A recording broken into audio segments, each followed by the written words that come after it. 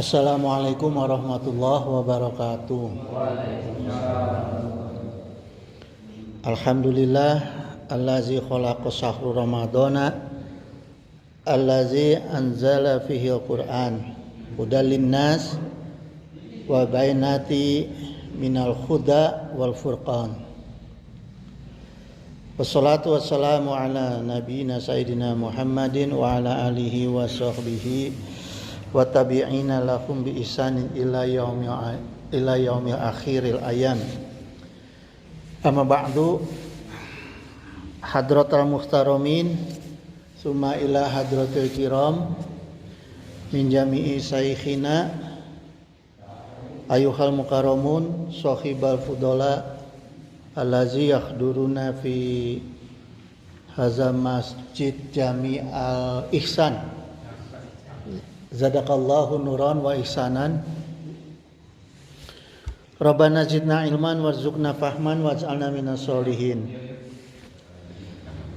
Ayyuhal ikhwan,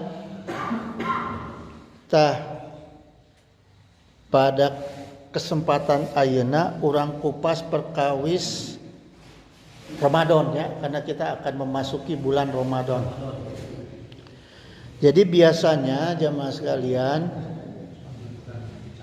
ilmu tentang Ramadan yang kita dapat dari para ustadz, para kiai ya, atau di buku-buku pada umumnya adalah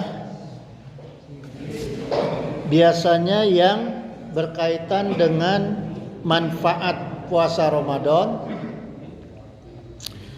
kemudian keutamaan ibadah di bulan Ramadan dan imbalannya apa saja dari Allah Ta'ala. Itu yang biasa kita dapat ilmunya ya. Dalam kesempatan sekarang ini kita coba kuliah nih. Gayanya kuliah malam. Temanya itu saya ambil tarbiyati fi syahri ramadana. Jadi tarbiyah itu pendidikan di bulan Ramadan ya. Nah, jamaah sekalian, apa itu makna pendidikan? Ini kita harus mengerti dulu. Kita ngaji itu kan harus paham dengan apa yang kita dengar dan apa yang kita sampaikan ya. Pertama, pendidikan itu atau tarbiyah itu proses untuk memberikan ilmu.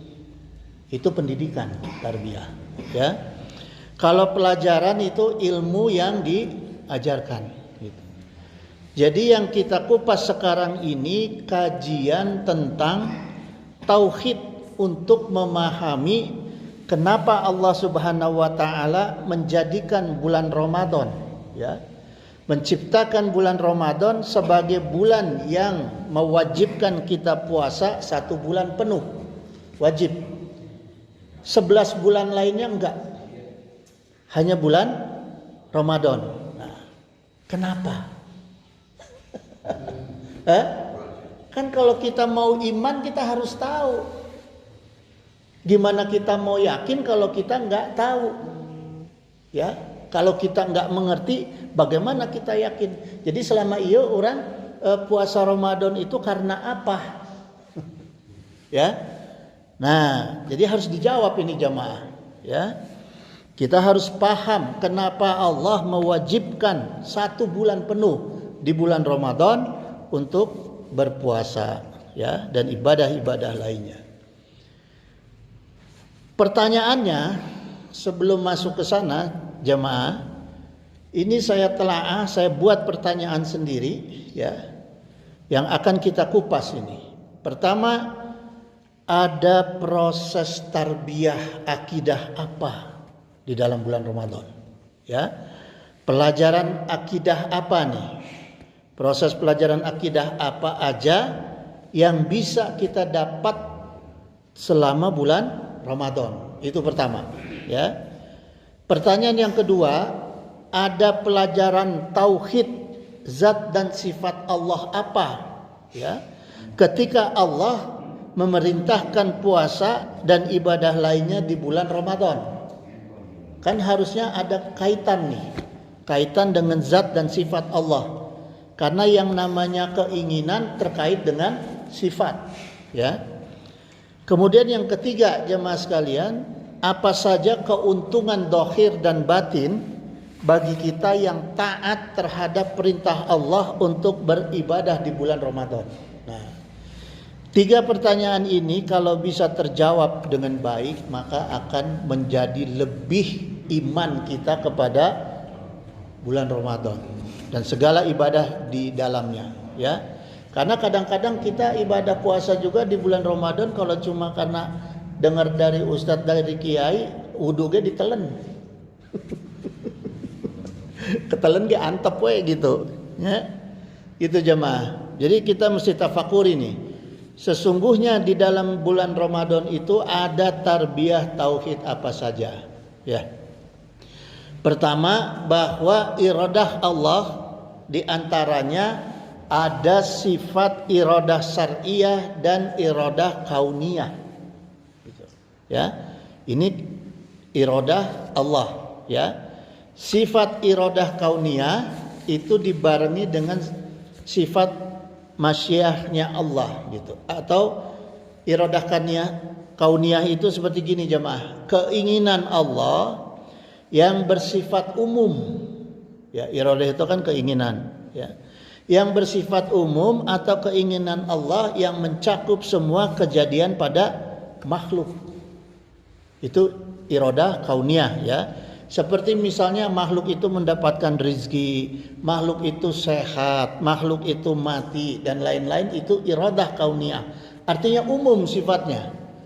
Enggak terkait dengan manusia itu soleh atau tidak, taat atau tidak, manusiakah, binatangkah gitu, jinkah, sama. Itu semua tercakup dalam iradah kauniyah Allah, ya. Itu diberi oleh Allah dengan keinginan Allah. Maka Allah Ta'ala berfirman dalam surat At-Takwir ayat 29, wa ma tasyauna, dan kalian tidak akan mendapatkan apapun yang diinginkan. Nah, ini karena apa? Makna ayat ini sifat maksiatnya Allah, ya. Ila, kecuali ayyasallahu rabbul alamin gitu. Ayyasha itu sifat masyiahnya Allah, ya. Kecuali Allah juga ikut menginginkan sebagai Rabbnya alam semesta. Jadi ada keinginan kita jemaah yang sama dengan keinginan Allah. Pasti dapat. Kalau sama dengan keinginan Allah, dengan iradahkan ya Allah. Allah inginkan kita sehat, sama kita juga inginkan kita sehat. Kita menginginkan rezeki, Allah juga sama menginginkan makhluknya mendapat rezeki gitu, ya. Itu disebut iradah kauniyah. Nah, kemudian jemaah sekalian,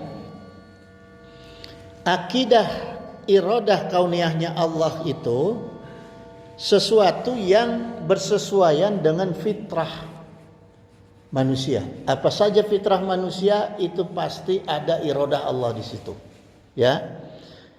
Contohnya misalnya gini. Ini saya ambil yang berkaitan dengan Ramadan nih, ya. Fitrah manusia yang sesungguhnya yang menjadi prioritas utama manusia yaitu apa coba? Kira-kira apa nih yang kita tujuan benar-benar hidup ini dan mati ini bisa bisa kita dapat, yang kita uber-uber itu apa biasanya? Coba. Ya? Engeh nggak kita? Pernah sadar nggak kita terhadap diri kita nih? Apa sih yang sesungguhnya kita usahakan, mati-matian kita uber, ya, untuk hidup kita itu, hidup dan mati kita, yaitu kemuliaan, ya. Rezeki enggak. Saya nggak mau dikasih rezeki yang berlimpah ku Allah, tapi saya jadi hina. Nggak mau, ya. Diberi rezeki ya, efektif cewa ku KPK. Pan jadi hina, embung orang mah, bener tak? Ya, yang penting mah hidup mulia. Reksa kumaha rezeki orang, reksa kumaha kekayaan orang, yang penting mah mulia, gitu, ya, gitu. Nah, sekarang kita cari jawabannya nih jamaah, ya. Sedangkan manusia itu menjadi mulia atau hina itu semua adalah kehendak Allah. Dalilnya apa? Allah berfirman, wa tu'izzu man tasa'u wa tuzillu man tasa'u. Ya. Allah yang memuliakan seseorang yang Allah kehendaki, dan Allah juga yang menghinakan seseorang yang Allah kehendaki. Jadi sekarang yang kita perlu itu Allah menghendaki kita supaya menjadi mulia jemaah, ya. Nah, apa yang dicontohkan oleh Rasulullah SAW sehingga Rasulullah itu menjadi mulia? Nih kita baca sejarahnya, ya, dalam Syamul Rasul, kitab Syamul Rasulullah SAW itu jelas diceritakan, ya, bahwa Rasulullah SAW itu selama hidup beliau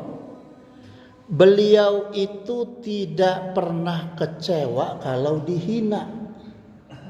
Pernah nggak beliau protes sama orang yang menghina dia, yang menghina Rasul? Gak pernah jemaah, ya. Kalau kita dihina sedikit ambek-ambekan, marah-marah. Saya pernah ada yang nyeritain, Pak Haji, cina Pak Haji ada yang nyeritain ngejelek-jelekin Pak Haji. Saya bersyukur alhamdulillah. Da ari geus maot mah moal bisa orang nambah pahala, kecuali dihina ku batur. Itu dibalas ku orang dihina ku batur, nambah pahala orang keur maot mah. Ya, di akhirat mah ai dibalas ku orang moal nambah gitu, ya.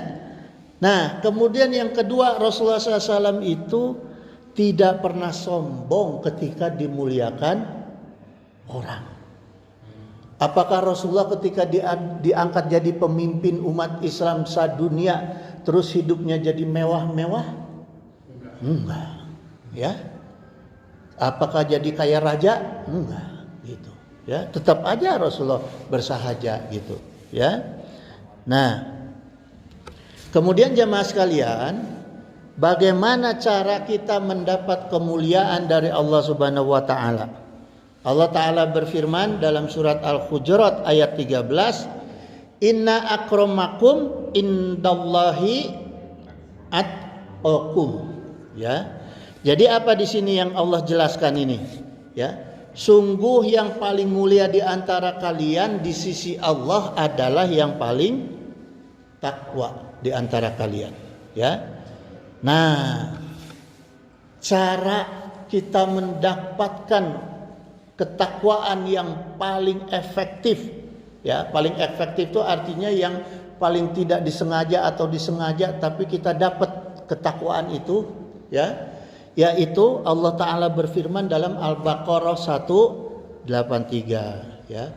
Ya ayyuhallazina amanu kutiba alaikum syiyam kama kutiba alal ladzina min qablikum la'alakum tattaqun. Nah, itu jemaah, ya. Jadi garis pentingnya di situ. Perintah puasa Ramadan ini yang Allah tekankan itu adalah la'alakum tattaqun, supaya kamu bertakwa. Sedangkan takwa itu mengakibatkan kita jadi mulia. Ya, itu jemaah. Jadi jemaah sekalian, ya, ketemu nih ya, manusia ketika ingin mulia, Allah juga menginginkan manusia itu jadi mulia. Bahkan ketika Allah juga menginginkan, maka Allah juga sekaligus memberikan caranya. Nah, ini jemaah, ya.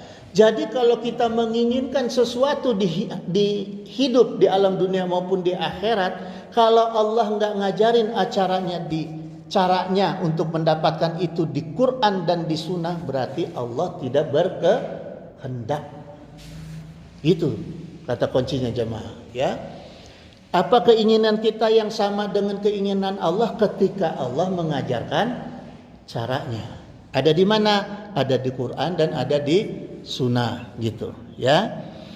Cara utama yang diajarkan untuk menjadi mulia ku Allah itu menginginkan supaya kita itu takwa. Ya kan? La'allakum tattaqun. Nah, dengan takwa itu kita mendapatkan peningkatan kemuliaan dunia dan akhirat kita, ya. Nah, jadi kenapa Allah menciptakan Ramadan dan mewajibkan kita berpuasa 1 bulan penuh? Ketemu jawabannya ya. Karena Allah mau memaksa kita supaya kita itu menjadi lebih takwa dan mendapatkan kemuliaan. Sekaligus meningkatkan kemuliaan baik dunia maupun akhirat. Jadi ulah kapaksa jamaah dina Ramadan urang nu butuh lain sekedar orang ngarti lain ya. Amalan kita ibadah di dalam Ramadan itu adalah untuk memenuhi kebutuhan inti kita, kebutuhan pokok kita untuk hidup ya mati mulia, bukan sekedar karena ngerti, enggak ya. Kalau ngerti doang, kadang-kadang sok paksa. Loba sarena daripada puasa. Gitu ya. Itu jemaah. Nah, jadi jemaah sekalian, sekarang kita kupas sifat iradah syar'iyah atau keinginan Allah yang konotasinya yaitu seolah-olah kepentingan Allah, sebuah keinginan atau sebuah iradah yang kelihatannya seperti kepentingan Allah, tapi sesungguhnya di dalamnya itu ada kepentingan manusia. Ya, ketika Allah memerintahkan untuk puasa Ramadan, Allah itu bukan hanya untuk kepentingan Allah. Walaupun Allah katakan siamuli puasanya dia hanya khusus untuk aku, gitu. Tapi di situ tujuan Allah, kenapa Allah memprioritaskan? Karena Allah saking sayangnya ke orang. Ya, coba gini sekarang jemaah, ada murid atau ada anak yang paling kita sayang nih, kita lebihin sayangnya lebih, pasti kita lebih ngasih beban sama dia, ngajarnya lebih berat, ya, daripada murid-murid yang lain atau anak yang lain sok diantep. Pek wae maneh rek kitu rek kieu bodo teuing. Tapi anu dipikannya aku urang mah naon? Pasti diperhatikan sama kita. Push up batur mah 100, urang mah 1000. Karena saking inginnya kita itu sukses. Ya, tak itu jamaah. Jadi ini disebut iradah syar'iyah gitu. Nah, apa yang diinginkan ku Allah di bulan Ramadan itu, ya, puasa Ramadan itu, Allah Ta'ala sendiri berfirman, ma yuridullahu liyaj'ala alaikum min harajin gitu. Tidak ada kehendak Allah, ya, untuk menjadikan kalian itu kesusahan atau kesulitan, ya. Walakin tetapi yuridu liyutahhirukum ya. Tetapi Allah itu menginginkan supaya kamu itu bersih. Pertama tuh, bismillah. Jadi Allah merintahkan kita puasa Ramadan itu supaya kita itu bersih. Yang kedua, waliyutimma ni'matahu alaikum. Allah ingin menyempurnakan nikmatnya bagi kamu, ya. La'alakum tashkurun, supaya kamu itu bersyukur. Nah, kalimat la'alakum tashkurun ini seolah-olah kita supaya kita menguntungkan Allah. Enggak, jemaah. Ya. La'alakum tashkurun itu supaya kamu bersyukur, itu tujuannya dengan kita bersyukur kita bisa mendapatkan apa yang tadi Allah inginkan. Kebersihan diri kita pertama, yang kedua menyempurnakan nikmat Allah. Ya. Nalar sederhananya, logika sederhananya nih. 11 bulan kita makan apa aja nu halal. Ya. Kadang-kadang tidak pakai takaran. Segala dihabak nu penting halal. Ya, gitu. Tapi kita kan enggak sadar di situ banyak penyakit yang ikut ke dalam perut kita. Allah sempurnakan nikmat Allah dengan kesehatan. Caranya Allah yang lebih tahu. Puasa. Istirahatkan tuh anatomi tubuh kita, tuh organ-organ tubuh kita. Ya. Nah, itu dokter tahu semua itu.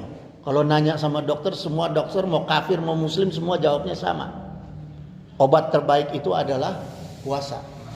Bahkan saya sama dokter saya itu tiap bulan kan saya kontrol. Saya selalu diingetin, Pak Haji puasa, Pak Haji puasa. Oke, Ramadan. Dah di luar Ramadan malah basah tanah. Gitunya, gitu jamaah. Jadi makna dari Al-Maidah ayat 6 itu Allah mengingatkan kita bersyukur supaya satu, kita itu lepas dari kesulitan saat hidup maupun mati. Yang kedua, supaya kita itu bersih dohir dan batin, ya. Yang ketiga itu supaya sempurna nikmat-nikmat Allah yang diberikan kepada kita gitu, ya.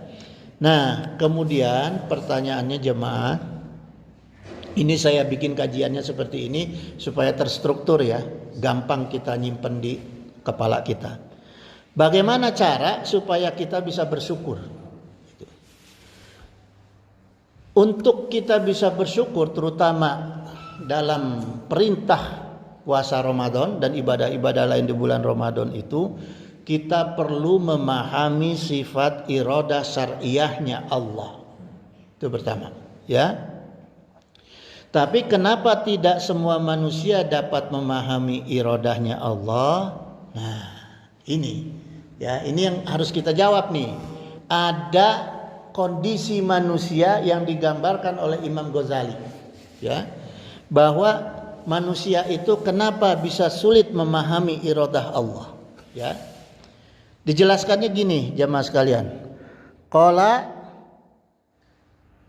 Khalil ibnu Ahmad, ya, berkata Khalil ibnu Ahmad, ar-rijalu arba'atun, manusia itu terbagi 4. Ya. Ini dalam Imam Ghazali nih, dalam kitab Ihya. Yang pertama itu rajulun yadri wa yadri annahu yadri. Yang pertama itu ada keadaan manusia yang mengerti ilmu, ya, dan dia mengerti kalau dia itu mengerti. Paham nggak? Ada orang yang ngerti dengan ilmu dan dia ngerti kalau dianya itu ngerti. Itulah yang disebut, ya, fazalika alimun fattabi'uhu. Itu yang disebut oleh Al-Imam Ghazali, dia itulah orang yang disebut ulama. Ulama itu berarti orang yang ngerti dengan ilmu-ilmu yang dia pahami dan dia mengerti kalau dia mengerti akan ilmu itu. Ya, itu seorang ulama gitu. Maka fattabi'uhu, maka ikuti dia. Itu jemaah. Ya. Kata Imam Ghazali, ikuti dia. Cirinya untuk orang yang seperti ini apa cirinya? Orang-orang atau ulama atau kiai yang mengamalkan ilmunya, ya, itu baru ulama yang benar, yang dia ngerti kalau dia ngerti bahwa dia ngerti, ya, orang-orang yang mengamalkan ilmunya. Yang kedua, keadaan manusia wa rajulun yadri wa la yadri annahu yadri, ya. Yang kedua itu orang yang tidak mengerti tapi dia mengerti bahwa dirinya tidak mengerti. Ini yang kedua, jemaah, ya. Fazalika naimun fa'aikiduhu gitu. Orang yang seperti itu ibaratnya seperti orang yang tidur, kata Imam Ghazali, ya. Orang yang naimun itu orang yang tidur itu, maka fa'aikiduhu, maka perlu dibangunkan. Gitu, ya. Perlu dibangunkan. Yang ketiga, keadaan manusia yang warajulun la yadri wa yadri annahu la yadri gitu. Orang yang tidak mengerti tapi dia mengerti bahwa dirinya adalah orang yang tidak mengerti. Ada yang begitu tuh, ya. Nah, yang ketiga ini fazalika mustarsyidun fa arsyiduhu gitu. Orang yang seperti ini adalah orang yang seperti santri, talib, orang yang mencari ilmu, ya. Maka di sini perintahnya itu fa arsyiduhu, maka bimbinglah dia. Untuk orang-orang yang seperti ini, maka orang-orang yang seperti ini biasanya di sekolah ini, di pesantren atau di sekolah, ya. Warajulu, yang keempat itu warajulu la yadri annahu la yadri, gitu. Orang yang tidak mengerti dan dia tidak mengerti kalau dirinya tidak mengerti, ini yang bahaya. Udah nggak tahu, dia nggak tahu kalau dia nggak tahu. Jadinya sok tahu. Ini yang bahaya nih, gitu. Fajalika jahilun farfiduhu, gitu. Orang yang seperti ini adalah orang yang bodoh, maka wajib fafiduhu, gitu. Farfiduhu, maka wajib untuk dijauhi, jemaah, ya. Jadi kalau ketemu orang yang sok tahu, nggak tahu tapi sok tahu, jauhin, gitu, ya. Jadi kata Imam Ghazali. Nah, kemudian apa itu irodah syariah dan irodah kauniyah? Nah, ini sekarang kita kupas irodah-irodahnya tersebut, ya jemaah. Pertama, irodah kauniyah itu sesuatu yang dikehendaki itu pasti terjadi. Itu disebut irodah kauniyah, yang pasti terjadi. Yang tadi saya sampaikan, ketika sama keinginan kita dengan keinginan Allah pasti terjadi, gitu, ya. Maka secara kauni disebutnya itu Allah Ta'ala berfirman, innama amruhu iza arada saya ayyakula lahu kun fayakun. Ini irodah kauniyah dalilnya. Jadi kalau Allah udah bilang kun fayakun, pasti jadi, ya. Itu jemaah. Nah, kalau irodah syariah itu bisa terjadi, bisa juga tidak terjadi. Nah, untuk irodah syariah itu kita yang mengendalikan. Kita yang bisa menjadikan terjadi atau tidak terjadi. Itu disebutnya qadar. Jadi kita juga bisa. Nasib dan qadar itu bergantung pun tidak hanya pada Allah, tapi diri kita juga bisa. Gitu. Ya, banyak cara, gitu jamaah. Seperti misalnya gini, ya. Allah itu cinta enggak dengan orang-orang yang suka ibadah? Cinta, ya. Tapi enggak semua orang mau ibadah. Padahal dia menginginkan cintanya Allah. Allah cinta sama orang yang sabar. Ya kan? Tapi enggak semua orang mau sabar. Nah, itu disebutnya irodah syar'i. Gitu jemaah, ya. Nah, makanya di sini kalau kita menginginkan sesuatu itu terjadi pada diri kita, cita-cita kita misalnya, ya, ikuti apa yang dicintai Allah. Kan banyak tuh di Quran, ya. Innallaha tuhibbul mutatahhirin, misalnya. Sungguh Allah mencintai orang-orang yang bersuci, jaga kesucian. Gitu, ya. Itu jamaah.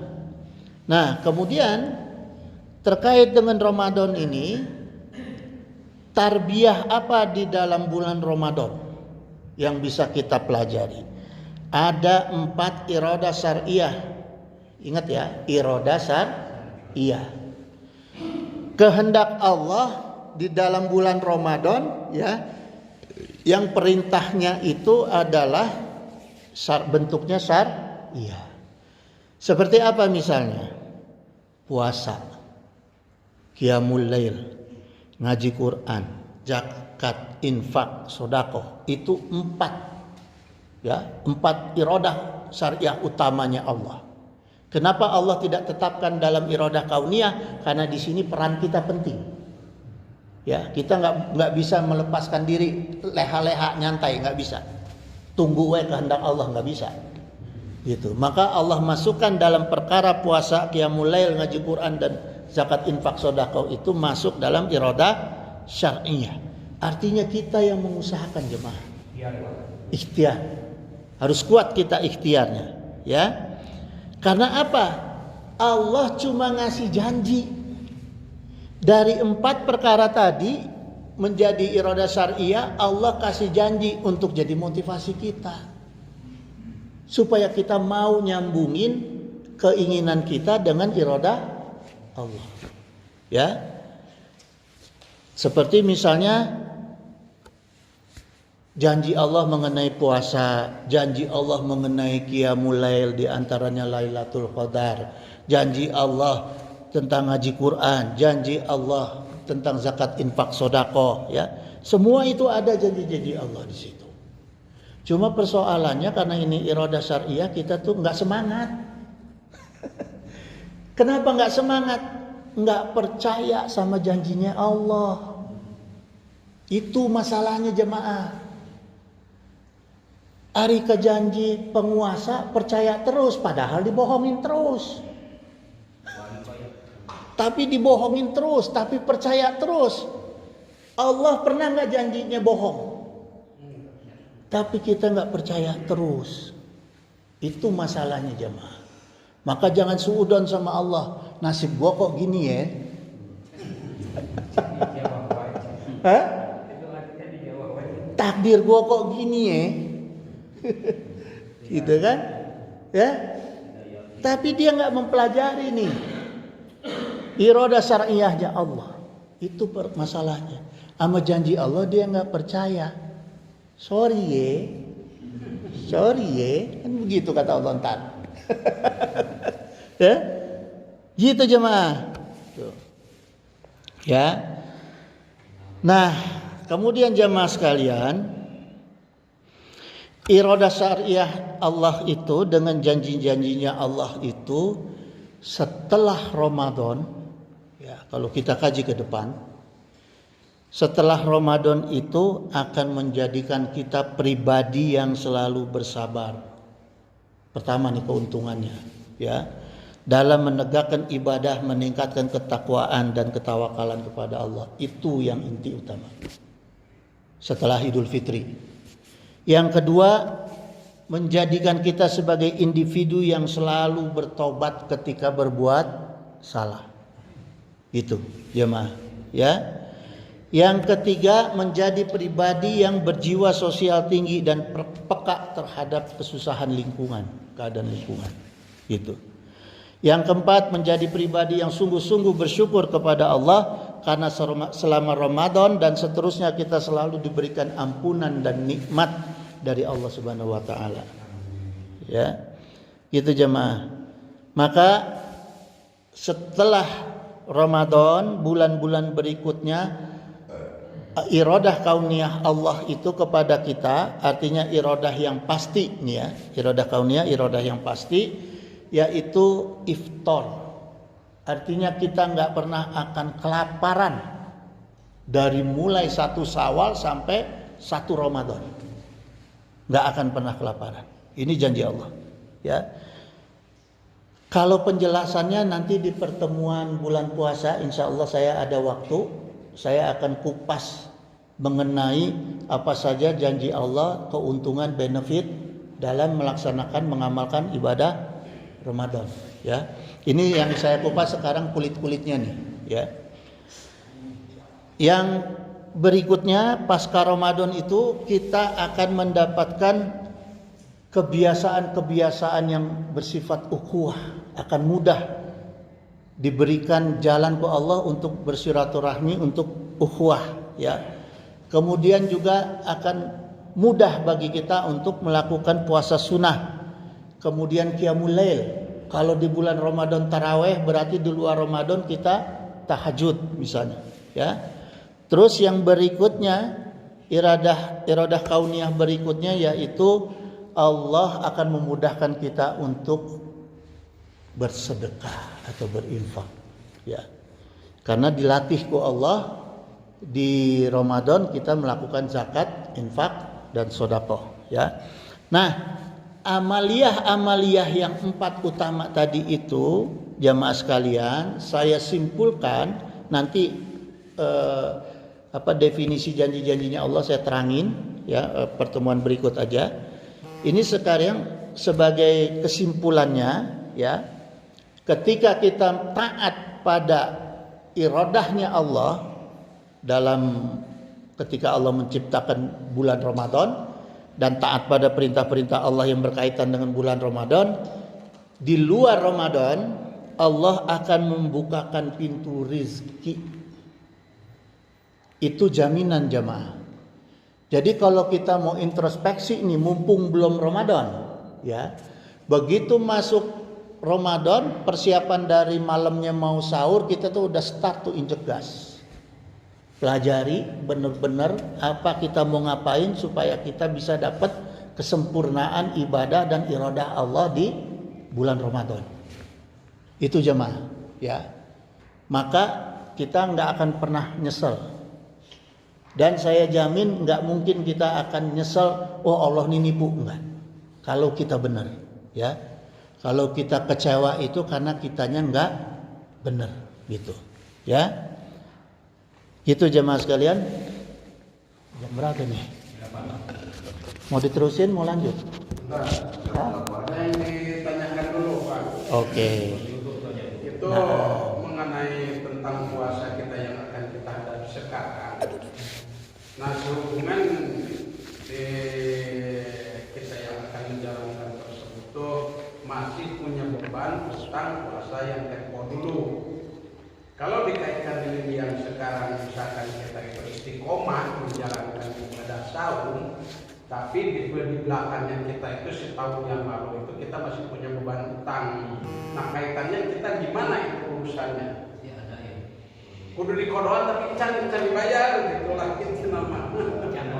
Anu boga hutang teh laki atau awewe ieu? Ya laki awewe sama aja gitu. Ustaz Ike kumaha Ustaz Ike? Ustaz Ike kumaha? Hah? Keheula ieu aya ahli fikihna ieu. Kumaha Ustaz Ike? Kita kan ada di diskusaban. Buku dah. Sedangkan kita kan benar-benar kita kan orang hutang.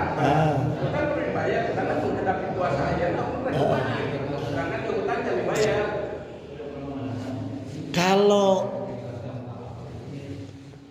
Pak Ike kalau ada salah dikoreksi ya. Soalnya kieu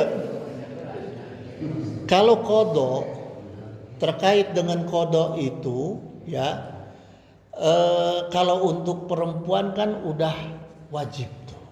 Cuma di sini dalam kaidah fikih itu kodok itu ada yang berkaitan dengan udzur syar'i ya, atau memang misalnya kalau perempuan haid itu kan memang wajib dikodok ya.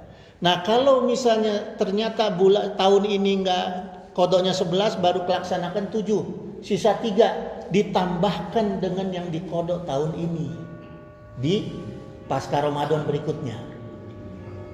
Gitu ya. Kalau perempuan ya gitu. Kalau laki-laki yang dia ingat sama kedudukannya. Kecuali yang nggak ingat seperti misalnya saya waktu SMP misalnya kan udah balik atau belum, tahu-tahu nggak puasa misalnya ya. Nah itu kan saya nggak ingat tuh berapa jumlah yang nggak dipuasakan. Insya Allah itu bisa ditutup dengan puasa sunnah. Insya Allah ya. Tapi gimana menurut Pak Ustadz? Seperti itu ya. Ya tetap dikodok. Ramadan ditambah jumlahnya ya. Kalau kita sadar dan itu harus ditobati ya. Perlu fidyah nggak? Fidyah perlu nggak? Nggak usah. Kecuali yang tua ya, yang sepuh ya. Sakit, udzur, itu puasa, itu fidyah. Itu saya alhamdulillah ada ustadz yang ikut pengajian tuh enak. Kan gini jamaah, kan nggak semua manusia menguasai semua ilmu. Ada ahli fikihnya di sini.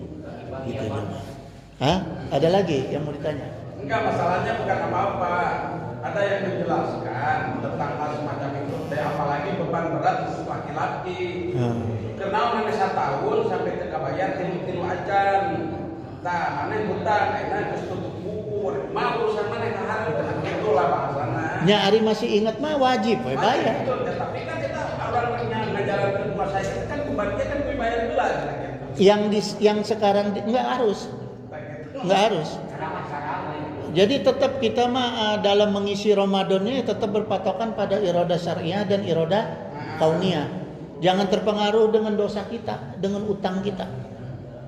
Gitu. Betul, ada nama tapi kan dia utang gitu. Minta aja doa panjang umur sama Allah. Jangan sampai utang belum kebayar mati, itu yang repot. Kata itu.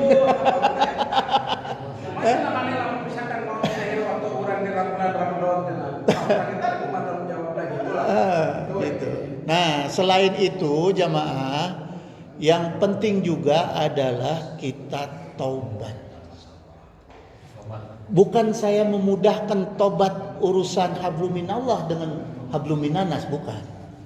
Kalau yang berkaitan taubat dengan habluminanas, cari, ketemu, selesaikan.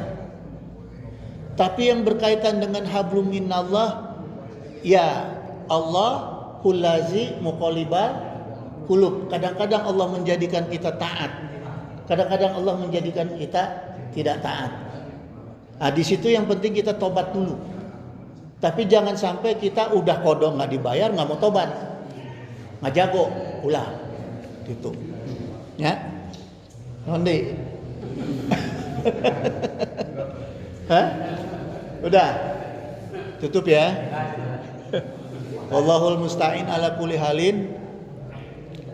Innahu sami'un qaribun mujibud da'wat wa yaqdiyal hajat. Subhanaka Allahumma wa bihamdika asyhadu an la ilaha illa anta astaghfiruka wa atubu ilaik. Wallahul muwaffiq ila aqwamit thoriq. Wassalamualaikum warahmatullahi wabarakatuh. Warahmatullahi wabarakatuh. Ya Rabbi bil Mustafa walid maqasidana waghfir lana ma madha ya wasi'an ya Rabbi